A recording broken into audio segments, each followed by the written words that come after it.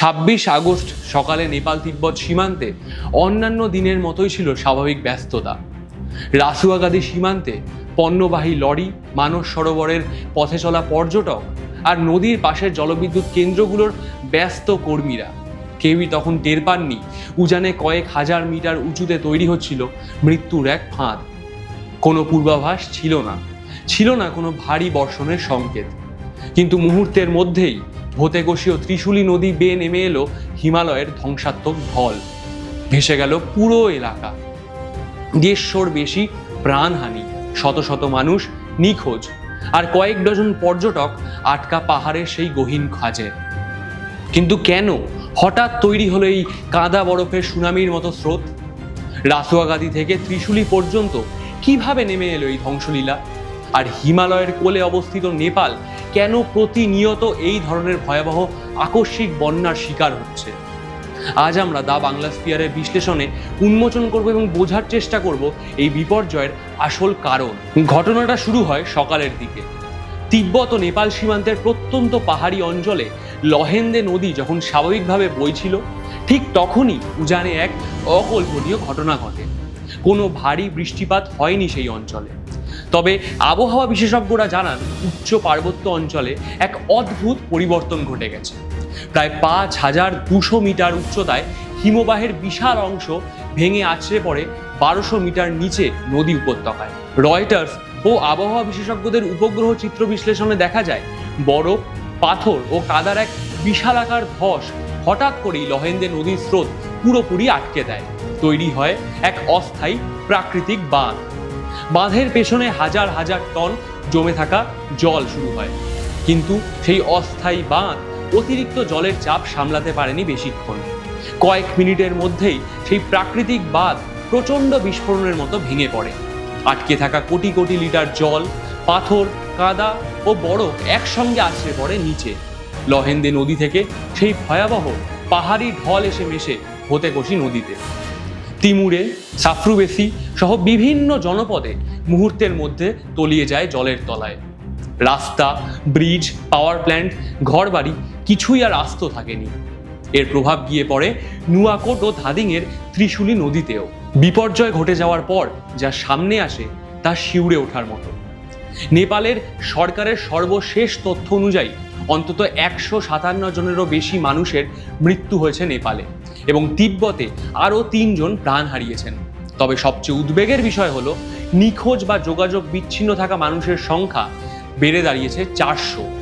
উদ্ধারকারীদের মতে এদের মধ্যে 3 শতাধিক বিদেশি নাগরিকও রয়েছেন, যারা ট্রেকিং বা মানস সরোবরের তীর্থযাত্রায় এসেছিলেন। পাহাড়ি যোগাযোগ ব্যবস্থা ও মোবাইল নেটওয়ার্ক পুরোপুরি বিচ্ছিন্ন হয়ে যাওয়ায় প্রকৃত ক্ষয়ক্ষতির পরিমাণ নির্ণয় করা কঠিন হয়ে দাঁড়ায়।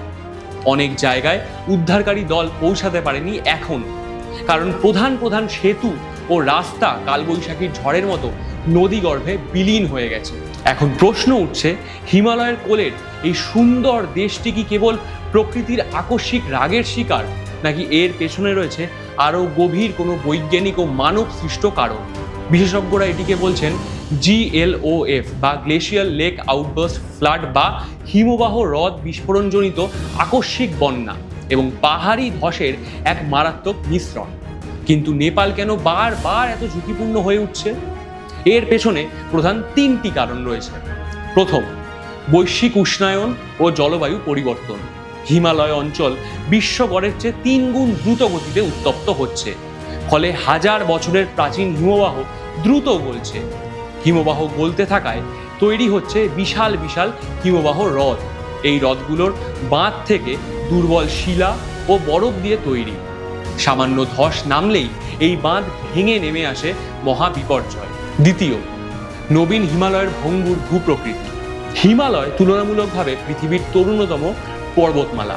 এখানকার মাটি ও শিলা অত্যন্ত নরম ও ভঙ্গুর, ফলে সামান্য ভূকম্পন বা অতিরিক্ত বৃষ্টি বা হিমবাহ ধস বড়সড় ধসের জন্ম দেয় খুব কম সময়ের মধ্যেই।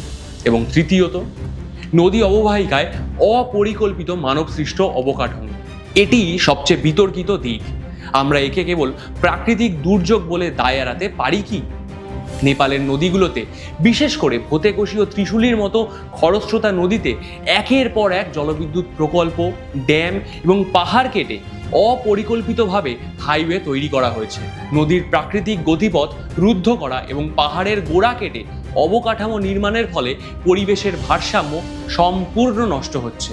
ফলে সামান্য প্রাকৃতিক জলস্ফীতিতেই ভয়াবহ ধ্বংসলীলার রূপ নিচ্ছে। নেপালের এই ভোতেকোশি নদী দুর্ঘটনা সমগ্র সীমান্ত অঞ্চল ও হিমালয় অববাহিকার দেশগুলোর জন্য, অর্থাৎ ভারত, চীন সহ একাধিক দেশের জন্য এক চরম সতর্কবার্তা। প্রকৃতি আমাদের বারবার সংকেত দিচ্ছে, আমরা যদি হিমালয়ের সংবেদনশীল অঞ্চলগুলোতে অপরিকল্পিতভাবে নির্মাণ বন্ধ না করি, জলবায়ু পরিবর্তনের ধাক্কা সামলাতে প্রারম্ভিক সতর্কবার্তা ব্যবস্থা শক্তিশালী না করি, তবে এই ধরনের কাদা ও বরফের সুনামি ভবিষ্যতে আরও ঘন ঘন ঘটতে পারে। উচ্চ পার্বত্য অঞ্চলে আন্তর্জাতিক নজরদারি বাড়ানো, রিজিওনাল ডেটা শেয়ারিং অর্থাৎ তিব্বত, চীন ও নেপাল, তাছাড়া ভারতের মধ্যে যে তাৎক্ষণিক তথ্য আদান প্রদান সেগুলোকে বাড়াতে না পারি, এবং নদী রক্ষা প্রকল্প গড়ে তোলা এখন আর বিলাসিতা নয়, বেঁচে থাকার এক এবং একমাত্র লক্ষ্য এবং শর্ত। স্বজনহারা মানুষগুলোর কান্না আর ধ্বংস হয়ে যাওয়া গ্রামগুলো আমাদের মনে করিয়ে দেয় প্রকৃতির ওপর মানুষের অবিবেচক হস্তক্ষেপের মাসুলটা কতটা ভয়াবহ হতে পারে। নেপালের এই ঘটনা কি শুধু আমাদের চোখ খুলে দেবে আসলে, নাকি আমরা পরবর্তী কোনো বড় বিপর্যয়ের অপেক্ষা করব শুধুমাত্র? আপনার কি মনে হয়, হিমালয় অঞ্চলের অবকাঠামো নির্মাণে কি আমাদের আরও সতর্ক হওয়া উচিত নয়? কমেন্টে জানান আপনার মতামত। পরিবেশ ও বাস্তব ঘনিষ্ঠ আরও খবর জানতে সাবস্ক্রাইব করুন আমাদের এই channel the Bangla sphere. Like ও শেয়ার করে এই সচেতনতামূলক বার্তাটি পৌঁছে দিন সবার কাছে। দেখা হবে পরবর্তী ভিডিওতে। ততক্ষণ সুস্থ থাকুন, সাবধানে থাকুন এবং দেখতে থাকুন দ্য বাংলা স্ফিয়ার। ধন্যবাদ।